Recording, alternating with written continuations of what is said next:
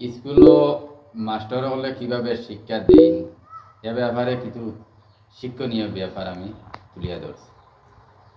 স্কুলও মাস্টরে কত পদ্ধতি ব্যবহার করিয়া এরপরে ছাত্রদের শিক্ষা দেন। বিভিন্ন পদ্ধতিতে ছাত্ররে শিক্ষার লগে নিজর চেষ্টা অনুযায়ী শেষ সাধ্য অনুযায়ী চেষ্টা করেন স্কুলের স্যার হলে বা টিচার হলে। যেমন একটা ছাত্র কোনো অবস্থায় তারে ইংরাজি অক্ষরগুলা শেখানি সম্ভব না, তখন মাস্টরে তার নিজর চেষ্টা অনুযায়ী বহু চেষ্টা করলা বহুদিন, কিন্তু কোনো অবস্থায় তার সম্ভব হইল না। পরে তাই এটা সেলফ পদ্ধতি ইউজ করলা। তাইন পরের দিন স্কুলে যাইতে সময় 26টা গুড়ি বানাইয়া লইয়া গেলা।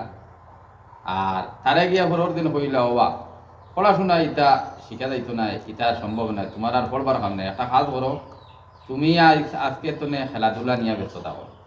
ও খুব খুশ হয়েছে, হইল ঠিক আছে স্যার আমি খেলাধুলা করবো। কিতা খেলা বলে ও দেখায় নি গুড়ি 26টা, ও 26টার নাম তুমি শিখা লাগো। বলে জিও শিখিলেই বলে তুমি 26টার নাম না শিখিলে, গুড়ির নাম না শিখিলে, আমি গুড়ি উড়াইতে সময় তোমার কইলাম নাম, তখন তুমি না চিনভাও তো হইতো না। বলে ইটা স্যার আমি লোকালো শিখিলাম, ইটা কোনো অসুবিধা হইতো না। ও তাই নিয়ে BCD এখানে জেড পর্যন্ত 26টা অক্ষর দিয়া 26টা গুড়ি বানাইলা।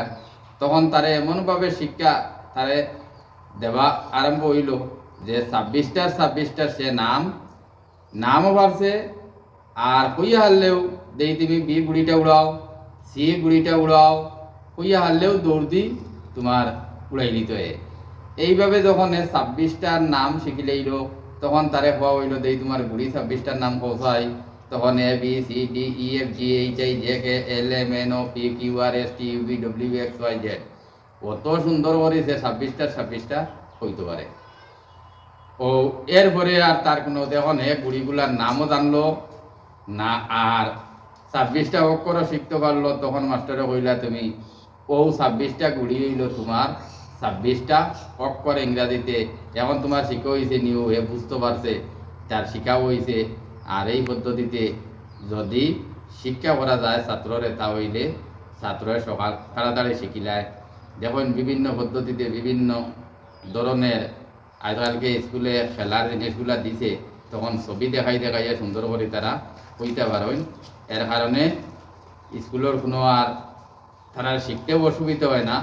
গতিকে প্রত্যেকে এইভাবে সেলফ পদ্ধতি বা নিজে নিজে কোনো সময় নিজের পদ্ধতি ইউজ করি ওলা চেষ্টা করতে ছাত্ররা শিখাইবার লগে যে হলেও মোটামুটি সে শিখতো।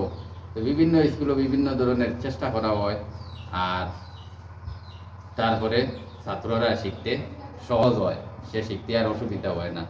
আমার এই ছোটো গল্প তেনে যদি শিক্ষণীয় হয়, তা হইলে সাবস্ক্রাইব এবং লাইক কমেন্ট করবা।